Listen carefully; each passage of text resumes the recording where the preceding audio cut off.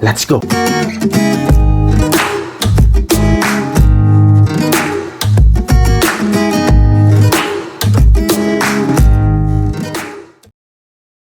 Halo, assalamualaikum warahmatullahi wabarakatuh. Ketemu lagi dengan saya, Hendrik Martiniate Haryanto. Dan selalu saya doakan kepada rekan-rekan semua, semoga teman-teman semua selalu sehat walafiat, selalu tercapai cita-citanya yang sedang dicita-citakan, yang sedang dijalankan, yang sedang diharapkan, dan semoga teman-teman selalu diberikan kesehatan. Dan selalu saya ingatkan teman-teman, selalu saya sampaikan untuk selalu menjaga prokes, karena kita tahu di beberapa bulan terakhir ini, di akhir-akhir bulan Januari, mulai dari pertengahan sampai dengan akhir bulan Januari, kita tahu virus Omicron mulai meningkat. Jadi semoga kita tidak kembali mengalami atau seperti mengulang kejadian di bulan Juli atau Juni tahun lalu ya, yang menjadi gelombang kedua itu. Semoga tidak ada gelombang ketiga, karena tentunya kita tidak akan mengharapkan kita harus berada di rumah lagi berminggu-minggu gitu teman-teman ya. Sekarang nuansanya sudah enak, kita sudah bisa main ke mall dan kemanapun, jadi semoga bisa kita pertahankan dengan tata cara selalu menjaga kesehatan, memakan makanan yang sehat dan bergizi, memakan multivitamin, vitamin yang dibutuhkan dalam tubuh kita. Lalu teman-teman tetap setia menjaga prokes, karena dengan hanya itulah saja kita bisa berikhtiar semaksimal mungkin untuk menjauhi diri kita dari virus Omicron. Kalaupun sudah kita berusaha tapi ternyata masih kena juga, ternyata itu adalah qadarullah dari Allah Subhanahu wa Ta'ala, dan kita pasti akan menerima dengan lapang dada. Nah, teman-teman, hari ini adalah tanggal 2 Februari 2022. Jadi semoga belum terlambat saya ucapkan selamat tahun baru Imlek buat teman-teman saya, dan termasuk saya sebenarnya. Saya juga sebenarnya orang Chinese, karena ayah saya adalah orang Chinese asli ya, yang lahir di sana dan pindah ke Indonesia. Jadi saya garis Chinese adalah kuat, karena Chinese itu menganut sistem patrilineal ya, garis keturunan itu dari ayah. Jadi sebenarnya saya adalah orang Chinese, cuman ibu saya orang Jawa gitu ya. Jadi saya adalah Cina Jawa. Cuman karena ayah saya sudah almarhum, jadi kami tidak melaksanakan secara meriah seperti dulu, seperti itu ya. Dan kebetulan ibu saya hari ini sedang berada di luar kota, jadi kami menjaga juga untuk virus Omicronnya gitu ya. Jadi kami tidak keluar-keluar, jadi kami tetap merayakan di rumah saja dengan keluarga kecil kami. Dan teman-teman semua, alhamdulillah hari ini kita masih diberikan kesempatan lagi untuk melanjutkan kelas-kelas pajak kita gitu ya teman-teman ya. Jadi ya, kita berjumpa lagi di dalam kelas pajak.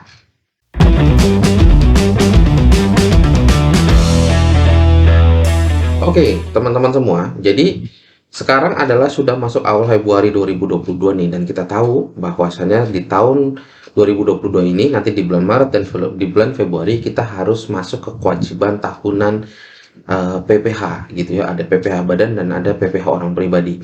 Dan yang paling dekat adalah PPh orang pribadi, karena PPh orang pribadi itu adalah maksimal deadline-nya tanggal 31 Maret 2022 untuk melaporkan perpajakan tahun pajak 2021. Nah, teman-teman, jadi sekarang saya akan coba membahas bagaimana sih sebenarnya kita harus melakukan pelaporan untuk SPT PPh orang pribadi nih dengan baik dan benar. Ya, terutama adalah di bagian strategi penghitungannya. Karena mungkin kalau untuk pengisian SPT-nya, teman-teman bisa langsung mempelajari di situs-situs atau mencari di berita-berita di Google gitu ya. Cuman kalau strategi penghitungan itu di berita-berita Google itu belum tentu memberikan tata cara yang jelas. Jadi mumpung kita adalah kelas pajak nih di YouTube kita kali ini, jadi kita akan coba membahas untuk materi PP orang pribadi. Dan seperti biasa teman-teman, sebelum itu kita akan masuk ke coret-coretan kita dulu. Let's go. Nah, jadi teman-teman, sekarang kita akan membahas mengenai PPh orang pribadi.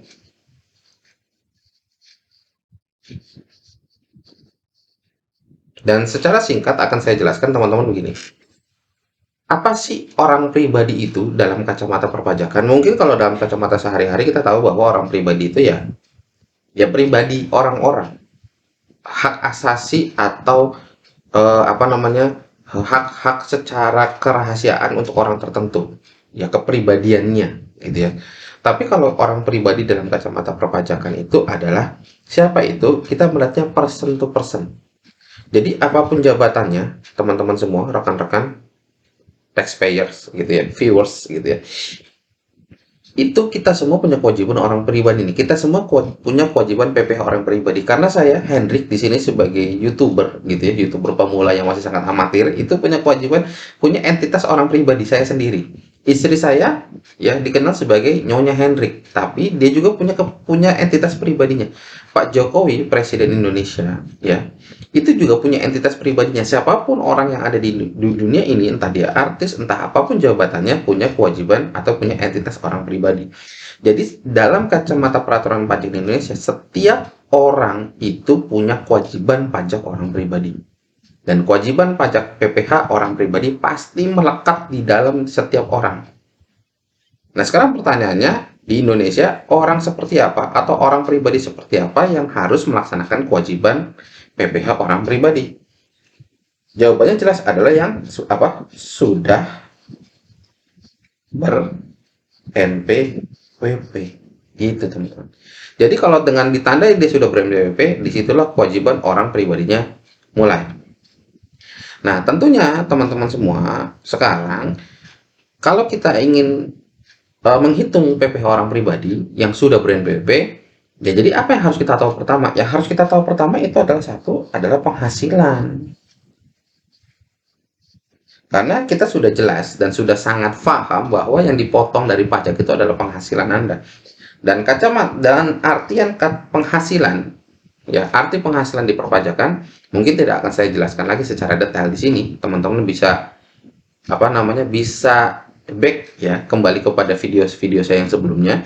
Di situ saya sudah pernah menjelaskan sesuai Undang-Undang PPh pasal 4 ayat 1 apa yang dimaksud penghasilan, atau dalam kacamata pajak penghasilan itu seperti apa. Nah, kalau dalam kacamata kita, mungkin penghasilan itu bisa disebutkan gaji, bisa disebutkan upah, bisa disebutkan laba usaha, atau bisa disebut honor, atau bisa disebut AdSense, atau bisa disebut juga hasil dari penjualan NFT. Seperti siapa? Gozali Everyday, gitu teman-teman ya.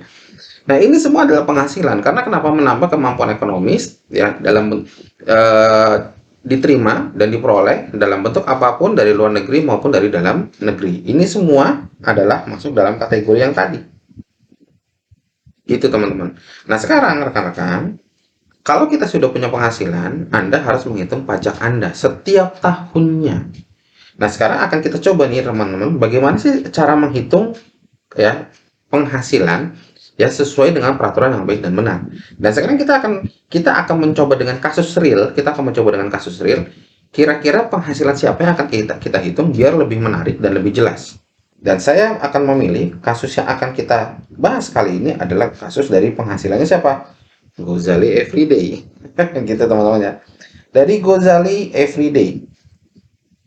Dan saya yakin hampir semua orang sudah tahu berita apa yang terjadi dengan Mas Gozali ini, bahwasannya Gozali Everyday ini dia memasang fotonya di OpenSea, foto selfie-nya di OpenSea, gitu, dan ternyata dibeli banyak orang, gitu, sampai mendapatkan penghasilan kurang lebih kalau saya tidak salah itu sebesar 1,5 miliar. Dan ini bisa dicairkan di PayPal dan sebagainya gitu teman-teman ya. Nah, kemarin teman-teman di bulan Januari 2022 saya menemukan bahwa Gozali Everyday ini datang ke kantor pajak Semarang, ya, kantor pelayanan pajak KPP Semarang, karena dia tinggalnya di Semarang gitu teman-teman ya. Dan dia punya NPWP dan dia dibuatkan NPWP. Gitu teman-teman. Jadi sebenarnya kewajibannya Gozali Everyday ini baru berjalan di tahun 2022. Jadi sebenarnya lagi karena NPWP-nya baru terdaftar di 2022, jadi dia melakukan kewajiban penyetoran dan pelaporan PPh orang pribadinya nanti di Maret 2023. Gitu ya, kecuali Gozali Everyday sudah punya NPWP dari tahun 2021 nih, baru di tahun 2022 ini dia wajib. Tapi karena baru di tahun 2022, dia kewajiban orang pribadinya baru nanti di tahun 2023 gitu teman-teman. Sekalian kita berikan info ke Mas Gozali ya, semoga aja dia nonton nonton film saya ini, nonton video saya ini, jadi dia dapetin informasi tentang penghasilannya. Tapi nggak apa-apa, kita anggap saja tetap kita hitung sekarang biar nanti Mas Gozali pun mendapatkan masukan bagaimana seharusnya dia menghitung pajaknya dengan baik dan benar. Karena memang kewajiban perpajakan kita yang seperti kita yakini teman-teman itu adalah dengan cara self assessment. Jadi Mas Gozali itu ngurusin dirinya sendiri, ngitung, nyetor, lapor sendiri, nggak dihitungin orang pajak, nggak dilaporin orang pajak, nggak disetorin orang pajak. Jadi dia harus melakukan itu sendiri. Jadi Mas Gozali tentunya harus tahu langkah-langkah apa yang harus dia lakukan. Nah, baik. Saya ganti warnanya lagi teman-teman biar makin jelas. Jadi sekarang kita anggap Mas Gozali itu punya penghasilan sebesar 1,5 miliar. Nah, pertanyaan yang pertama muncul. Pertanyaan pertama muncul teman-teman. Di 1,5 miliar ini, berapa sih yang harus kena pajak? Itu dulu dong. Itu pasti pertanyaan yang pertama kali muncul. Dengan punya penghasilan 1,5 miliar, berapa yang harus kena pajak? Nah, sekarang gini teman-teman. Dari 1,5 miliar ini, pertama kita harus mencari labanya. Karena gini teman-teman. Kita tahu 1,5 miliar ini bukan gaji. 1,5 miliar ini bukan honor. 1,5 miliar ini adalah penjualan NFT, non fungible token, gitu dia. Jadi sebenarnya bisa kita bilang Mas Gozali ini adalah seorang pengusaha NFT, gitu ya. Walaupun mungkin ceritanya nggak sengaja dan sebagainya, tapi dalam kacamata pajak dia disebutnya adalah seorang pengusaha penjual dagang NFT dan mendapatkan omset 1,5 miliar. Dan kita yakin 1,5 miliar itu pasti bukan laba bersih dong, ya kan? Pasti itu adalah laba kotor. Nah, sekarang kita harus nyari laba bersihnya. Nah, untuk mencari laba bersih, Mas Gozali ini punya dua cara. Satu, memakai pembukuan dengan tata cara accounting di jurnal, nanti ada neraca lajur, nanti ada neraca laba rugi, aruskan dan sebagainya, atau menggunakan norma, menggunakan persentase. Kalau Mas Gozali memakai pembukuan, tentunya dia akan sangat jelas dan tahu berapa labanya, berapa biayanya, berapa HPP-nya, dan seterusnya. Tapi kalau dia tidak memakai pembukuan, dan saya rasa sih dia pasti nggak tahu bagaimana cara pakai pembukuan ya. Karena saya nggak tahu dia tuh kuliah atau SMA atau masih sekolah, saya nggak tahu, yang pasti siswa. Dan saya tidak yakin dia punya ilmu accounting yang baik waktu itu. Mungkin sekarang dia bisa mempekerjakan orang karena sudah punya uang. Tapi waktu itu saya nggak tahu dia punya kemampuan yang baik atau enggak gitu ya untuk accounting. Nah, kita anggap saja dia tidak melakukan pembukuan karena dia sebenarnya bukan bergerak di bidang accounting, tapi waktu itu kan iseng, jadi saya rasa persiapannya juga nggak matang-matang amat gitu ya. Jadi saya rasa dia nggak memakai pembukuan. Kalau dia tidak memakai pembukuan, lalu dia tahu labanya dari mana? Dia nggak punya catatan apapun, dia nggak pernah ngitung HPP-nya, dia nggak pernah ngitung biaya-biayanya. Lalu dia tahu labanya dari mana? Nah, di perpajakan teman-teman, di peraturan per 17 tahun 2015 disebutkan, bagi wajib pajak orang pribadi yang tidak memakai pembukuan, dia harus menggunakan persentase. Persentase yang sudah ditentukan di per 17 tahun 2015. Jadi, seorang penjual online di Semarang, itu persentasenya berapa? Sudah ada di per 17 tahun 2015. Gitu ya. Jadi, misalkan saja teman-teman contoh, kalau misalkan 1,5 miliar ini Mas Gozali memakai pembukuan dan dia mengklaim labanya adalah 30%, gitu teman-temannya, dia mengklaim labanya ada 30%, ya berarti 1,5 miliar kali 30%, berarti labanya sekitar 450 juta kan gitu. Ini labanya. Karena kalau orang pakai pembukuan dia tahu labanya berapa, dia tahu. Tapi kalau dia tidak memakai pembukuan, 1,5 miliar ini dia harus ngikutin persentase dari per 17. Misalkan ternyata di per 17 ini dibilang persentasenya atas usaha sejenis yang dilakukan oleh Mas Gozali itu adalah sebesar 50%, ya berarti labanya berapa? 750 juta. Ya, ini adalah laba. Ini dengan accounting, ya. Ini dengan accounting, ini dengan persentase. Gitu, teman-teman. Nah sekarang Mas Gozali harus milih. Kalau memang dia merasa rugi, waduh, kalau pakai norma kok untung saya gede banget ya. Untung saya nggak sebesar itu loh, karena saya tuh jualan NFT itu ada biaya ini, biaya itu, biaya ini, yang biaya itu yang harus saya keluarkan. Saya harus beli komputer, saya harus beli ini, harus beli itu. Jadi sebenarnya laba saya nggak sebesar itu. Ya berarti Anda harus pakai pembukuan. Ya Anda harus tahu ilmu accounting, ataupun kalau Anda nggak tahu ilmu accounting, Anda harus bisa membayar tenaga ahli yang bisa membuat pembukuan. Tapi kalau Anda nggak mau pakai pembukuan, nggak punya ilmunya, ataupun nggak bisa membayar orang, ya harus pakai norma. Harus milih salah satu, nggak bisa enggak, gitu teman-teman ya. Nah, sesuai dengan logika saya tadi, sesuai dengan prediksi saya, mungkin Mas Gozali tidak memakai pembukuan, jadi dia harus pakai norma. Jadi secara otomatis kita anggap misalkan normanya betul 50%, gitu teman-teman ya. Berarti yang kena pajak dari penghasilan 1,5 miliar Mas Gozali adalah sebesar 750 juta. Bukan 753, bukan 750 juta ini yang disetor, bukan, tapi ini yang kena pajak. Jadi sekarang akan kita hitung berapa sih dari 750 juta ini, pajaknya ini berapa. Gitu teman-teman ya. Jadi kita hitung nih sekarang, kita masuk ke kertas kerja. Ya teman-teman ya, kita masuk ke kertas kerja Mas Gozali ini. Jadi penghasilan neto Mas Gozali adalah sebesar 750 juta. Gitu teman-teman ya. Nah, 750 juta ini nggak langsung dikali tarif pajak, enggak. Karena di peraturan pajak, di Undang-Undang PPH, dan di PT di Undang-Undang KUP, dan sudah pernah saya bahas juga di video-video yang sebelumnya. Mungkin teman-teman bisa kembali back ya kalau lupa apa itu. Kita ada fasilitas yang disebut PTKP, adalah penghasilan tidak kena pajak. Saya sudah pernah bahas di video-video saya yang sebelumnya. Jadi biar nggak kelamaan, teman-teman back aja ya ke video saya yang selanjutnya, yang sebelumnya, mohon maaf. Ya, penghasilan tidak kena pajak Mas Gozali itu siapa? Kita tahu Mas Gozali itu belum punya keluarga, belum punya istri, belum punya anak, dan dia masih single. Berarti PTKP seorang yang single itu disebutnya adalah TK 0. Berapa jumlah PTKP-nya? Sebesar 54 juta. Nah, kita kurangi. Ya, berapa teman-teman? Berarti 696 juta. Nah, 696 juta ini kita sebut apa? Kita sebut adalah PKP. PKP itu apa? Penghasilan kena pajak. Penghasilan kena pajak. Nah, PKP ini kita kalikan dengan tarif pasal 17 sesuai Undang-Undang PPH, gitu ya.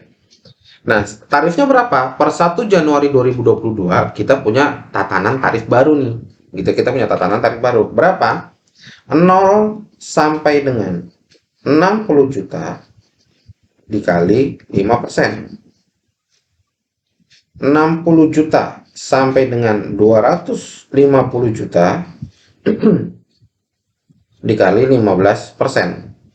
250 juta sampai dengan 500 juta dikali 25%. 500 juta sampai dengan 5 miliar dikali 30%. 5 miliar ke atas dikali 35%. Nah, jadi teman-teman, penghasilan Mas Gozali ini yang 696 juta ini nggak langsung kita kalikan 30%. Enggak ya, enggak. Kenapa? Mungkin teman-teman bisa bilang, lah, bukannya 696 juta itu masuk yang tarif keempat, Pak. Ya, yang tarif keempat. Karena kan dia masuk range-nya 500 sampai dengan 5 miliar. Enggak. Kalau 696 juta ini langsung kali 30%, Mas Gozali bisa miskin mendadak gara-gara bayar pajak, gitu ya. Dan itu bisa jadi masalah buat negara kita karena memberikan apa ya, pandangan yang jelek bagi negara kita bahwa pajaknya begitu besar. Nggak begitu. Tapi cara menghitungnya sesuai peraturan yang sudah ditimbang-timbang dan sudah sangat bijaksana adalah dengan cara bertingkat. Jadi 0 sampai 60 jutanya dulu kali 5%, lalu selanjutnya kali 15%, selanjutnya lagi kali 25%, sampai dengan dia masuk tarif mana. Nah, kebetulan 696 juta ini masuk ke tarif 30% paling tingginya. Berarti kita kali satu-satu nih. Pertama, 0 sampai 60 juta kali 5% berapa? Ya, dan seterusnya. Sekarang coba kita hitung dulu ya, teman-teman ya. Saya akan menggunakan bantuan laptop saya biar tidak salah, ya, teman-teman. Nah, jadi 0 sampai dengan 60 juta dikali 60 juta, 0 sampai 60 juta berarti 60 juta kali 5% itu adalah sebesar 3 juta, 3 juta. Lalu 60 sampai 250 berarti range-nya, yang kita hitung teman-teman, 60 sampai 250. Berarti kan sebenarnya range-nya itu adalah 190 juta ya, 190 juta. Itu sebesar 28 juta 500. Lalu 250 juta, yang ketiga nih yang C, 250 juta itu adalah 62 juta 500. Lalu yang berikutnya sisanya. Kan dari ABC ini sudah masuk sampai yang 0 sampai dengan 500 ya. Berarti 696 ini sudah kepotong 500 kan. Berarti sisanya 196 juta kali 30%. Itu ketemunya 58 500. Teman-teman, kalau belum jelas, tolong jangan sungkan-sungkan untuk bertanya di kolom di bagian pertanyaannya. Akan saya jawab dengan baik ya, akan saya jawab sebisa saya, sejelas mungkin, karena saya yakin belajar pajak itu nggak cukup sekali. Jadi teman-teman mungkin harus mengulang-ulang video saya ini, dan saya akan siap sekali untuk ditanya apapun terkait biar teman-teman lebih jelas nih, gitu ya. Karena tujuan saya itu membagikan ilmu. Kalau ilmunya nggak jelas, ya akan sia-sia apa yang saya bagikan. Jadi saya pengennya benar-benar bisa diterima dengan jelas, apalagi bagian-bagian teknis seperti ini ya teman-teman. Nah, totalnya adalah sebesar 152 juta 800. Nah, inilah yang harus disetor oleh Mas Gozali Everyday. Semoga Mas Gozali bisa melihat video saya. Jadi Mas Gozali bisa mendapatkan masukan. Oh, ternyata begini toh pajak saya dan harus bayar seperti itu. Dan mana tahu saya bisa diajak komunikasi oleh Mas Gozali Everyday gitu ya. Saya akan sangat senang sekali membantu penghitungan pajaknya dari Mas Gozali Everyday. Nah, sekarang pertanyaan yang berikutnya setelah kita menghitung 152 juta 800 ini, akan timbul perasaan baru yang langsung muncul di benaknya Mas Gozali Everyday, atau bahkan kita kalau kita punya dalam kondisi yang sama. Apakah Anda merasa 152 juta 800 ini adalah sesuatu yang ringan untuk dikeluarkan, ataukah sesuatu yang sangat berat? Ataukah misalkan Anda berpikir, ya sudah 1,5 miliar dikurangi 152 juta masih 1,3 miliar, gampang lah bayar udah gitu ya. Atau memang aduh 152 juta itu bisa buat DP rumah, itu bisa buat DP mobil terbaru Veloz, gitu ya, BRV, waduh, atau itu bisa saya belikan tabungan naik haji untuk orang tua saya gitu ya. Karena kita paham teman-teman, pajak di Indonesia ini, kalau yang kita belum memahami maksud dari pemerintahan kita akan melihat pajak ini adalah sesuatu biaya yang kita nggak dapetin apa-apa. Tapi sebenarnya enggak. Kalau teman-teman melihat podcast Deddy Corbuzier waktu beliau kedatangan ke Menteri Keuangan, idola saya lebih mengudalakan beliau daripada artis-artis yang lain, Bu Sri Mulyani. Itu luar biasa, beliau menjelaskan bagaimana Indonesia ini sudah sangat bijaksana ya untuk melaksanakan peraturan-peraturan atau bahkan perpajakan kepada rakyatnya. Jadi pajak itu benar-benar kita menolong negara kita, teman-teman. Jadi jangan ragu-ragu untuk membayar pajak. Tapi tetap efisiensikan sebisa mungkin agar Anda tidak juga menyulitkan keuangan Anda yang dipakai untuk makan keluarga Anda. Mas Gozali kalau dibayarkan 152 juta dia masih punya 1,3 M gitu ya. Tapi tetap saya nggak menyarankan Mas Gozali dalam satu cara hitung itu langsung dibayarkan begitu saja. Tetap teman-teman, yang seperti saya pernah sampaikan juga di awal-awal video kelas pajak kita, hal terakhir yang harus Anda lakukan sebelum Anda memfinalisasi pembayaran adalah apa? Efisiensi. Jangan sampai lupa ini teman-teman. Karena sebenarnya masih ada lagi strategi lain yang bisa menghemat pembayaran pajak Mas Gozali Everyday. Nah, bagaimana caranya akan kita bahas langsung saja di video kita yang selanjutnya, gitu ya teman-teman ya. Jadi kita akan membahas bagaimana strategi Mas Gozali Everyday untuk menghemat pajak-pajaknya ini ya di video kita yang selanjutnya, karena ini sudah cukup lama, sudah 25 menit berjalan gitu teman-teman ya. Dan sampai sekarang saya masih berkeyakinan video pajak itu tidak bisa kita buat terlalu panjang. Kenapa? Karena nanti Anda akan mual, muak, dan muntah gitu. Tapi minimal teman-teman sekarang sudah mendapatkan dulu informasi bagaimana caranya Anda menghitung pajak kalau Anda berada di kondisi yang sama dengan Mas Gozali Everyday. Gitu ya. Kalau Anda seorang pengusaha, kurang lebih beginilah cara Anda menghitung PPh orang pribadi Anda gitu ya. Kalau Anda nggak sepakat, kalau Anda tidak sependapat atau ada pertanyaan, silakan disampaikan di kolom-kolom pertanyaan. Jadi teman-teman, semoga cukup jelas kelas kita kali ini, semoga bisa memberikan informasi, semoga bisa memberikan pencerahan, dan semoga bermanfaat buat Anda semua. Seperti biasa teman-teman, selalu saya ucapkan, keep healthy, keep positive, keep live, dan keep learn teman-teman. Jadi terima kasih. Akhir kata, Assalamualaikum warahmatullahi wabarakatuh. Berjumpa lagi di video yang selanjutnya. Dadah teman-teman.